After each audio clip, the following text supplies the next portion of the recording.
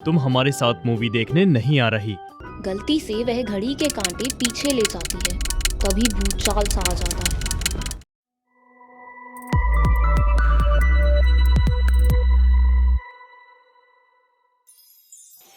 चांदपुर नाम के एक सुंदर से गांव में पिंकू नाम की एक प्यारी सी नटखट लड़की अपने मम्मी पापा और छोटे भाई के साथ रहती थी। वैसे तो पिंकू बड़ी ही प्यारी बच्ची थी, पर वह समय के प्रति बड़ी ही लापरवाह थी। वह कोई भी काम समय पर नहीं करती थी। उसका हर काम हमेशा ही लेट होता था। लेट लतीफ पिंकू की इस आदत से उसके मम्मी पापा बहुत ही परेशान थे। वह हमेशा उसे समय के साथ चलने की और समय की कद्र करने की सलाह देते थे, पर पिंकू उनकी बातों को अनसुना कर देती थी। एक दिन पिंकू के मम्मी पापा ने पिक्चर देखने का प्लान बनाया।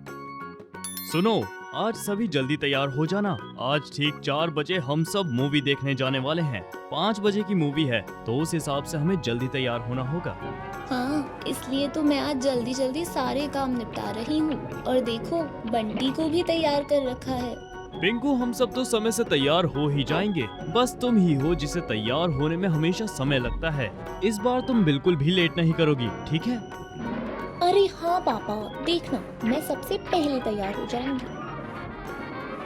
उसी वक्त पिंकू की दोस्त प्रीति उसे खेलने के लिए बुलाने आती है। पिंकू, जल्दी चल, पास वाले मैदान में बादाम के पेड़ पर बहुत सारी बादाम आई है, चल तोड़ने चलते हैं। अरे हाँ, चल चल। अभी मैंने बताया ना कि हमें बाहर जाना है। अरे पापा, अभी तो सिर्फ 1 बजा है, मैं बस थोड़ी देर में आ जाऊंगी। 1 के 4 बज जाते हैं। पिंकू गंदे कपड़ों में खेल कर घर वापस आती है। उसके मम्मी पापा और छोटा भाई तैयार होकर उसका इंतजार कर रहे थे। पिंकू, तुम्हें बताया था ना कि हमें मूवी देखने के लिए समय से निकलना है, फिर भी तुम इतना लेट आई। और देखो अपना हाल क्या बना रखा है, पूरे कपड़े गंदे कर रखे हैं। अब तुम कब तैयार होगी? सॉरी पापा, बस 2 मिनट में फटाफट तैयार होकर आती हूँ। अब उसकी कोई जरूरत नहीं है। तुम हमारे साथ मूवी देखने नहीं आ रही। हम तुम्हारे बिना ही मूवी देखने जाएंगे। पिंकू यह बात सुनकर उदास हो जाती है और रोने लगती है। अजी, आप कैसी बात कर रहे हैं? इस तरह बच्ची को अकेले रखकर हम कैसे मूवी देखने जा सकते हैं? आप माफ कर दीजिए ना इसे इस बार। नहीं, इस बार बिल्कुल भी नहीं। इसे इसकी गलती की सजा जरूर मिलेगी, तभी इसे सबक मिलेगा। पिंकू के मम्मी पापा ना चाहते हुए भी पिंकू को रास्ते में आते उसके मामा के घर छोड़ के मूवी देखने चले जाते हैं। पिंकू अपने मम्मी पापा और छोटे भाई के साथ मूवी ना देखने जाने पर बहुत ही दुखी हो जाती है। उसे उदास देखकर उसके मामा की लड़की गुड्डू उसे खेलने के लिए बुलाने आती है। पिंकू, चल, हम सब सोसाइटी के बच्चे छुपन छुपाई खेल रहे हैं, तू भी चल, बहुत मजा आएगा। पिंकू बच्चों के साथ छुपन छुपाई खेलने के लिए चली जाती है। पिंकू के मामा की सोसाइटी के बगल में कुछ नए घर बन रहे थे और आसपास में बहुत बड़े बड़े गड्ढे भी खोद रखे थे। सारे बच्चे छुपन छुपाई खेलने लगे।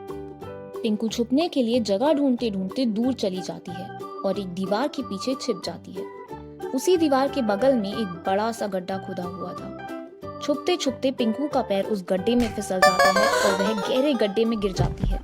गहरे अंधेरे गड्ढे में खुद को पाकर पिंकू घबरा जाती है और रोने लगती है। वह मदद के लिए आवाज भी लगाती है, पर उसकी आवाज सुनने वाला आसपास में कोई नहीं होता।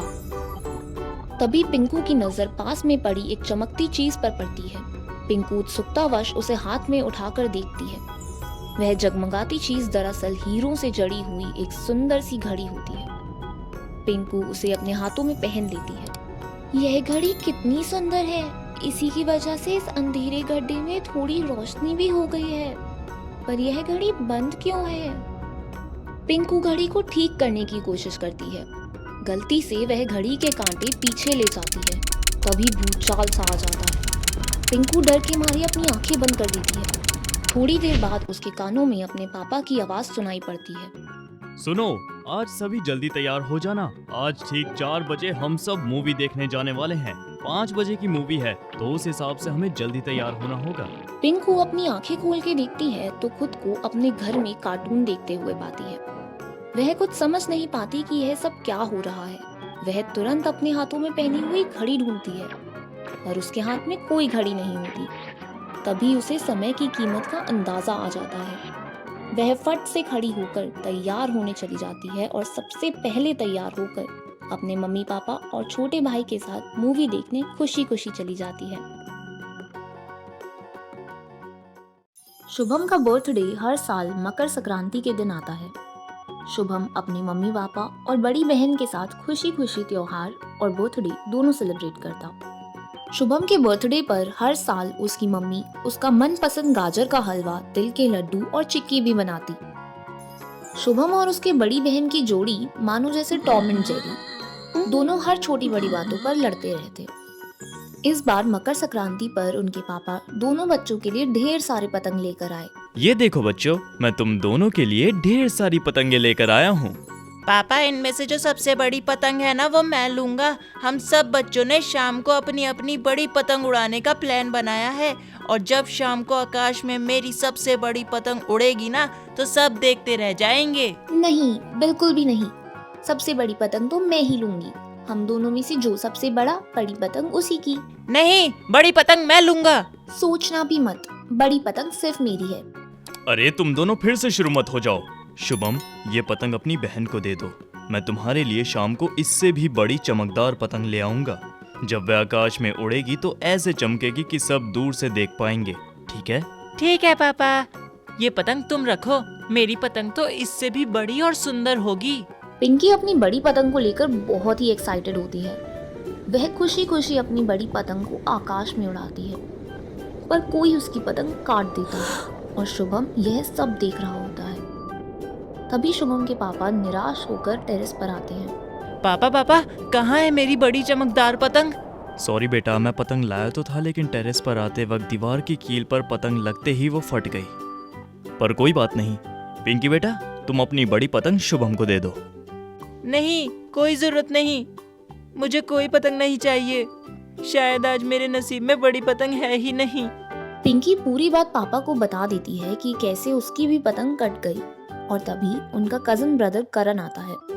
फिर पिंकी करण के कान में धीरे से कुछ बात करती है। उदास शुभम एक कोने में बैठा आकाश में उड़ते पतंग को निहार रहा होता है। शाम ढलने लगती है। सब बच्चे अपनी अपनी बड़ी पतंग लेकर आकाश में उड़ाने लगते हैं। कुछ बच्चे तो तुक्कल भी उड़ाने लगते हैं। शुभम उदास होकर मन ही मन में सोचने लगा कि काश मेरे पास भी बड़ी चमकदार पतंग होती तो मैं भी इन सब की तरह आकाश में दूर तक अपनी पतंग उड़ाता और मेरी सबसे बड़ी पतंग उड़ते सब देखते रह जाते। तभी पिंकी और करण छत पर आते हैं और शुभम को आंखें बंद करने के लिए कहते हैं। जब शुभम आंखें खोलता है तो वह अपने सामने एक बड़ी सी चमकीली पतंग देखता है जिस पर हैप्पी बर्थडे शुभम बड़े अक्षरों से लिखा होता है।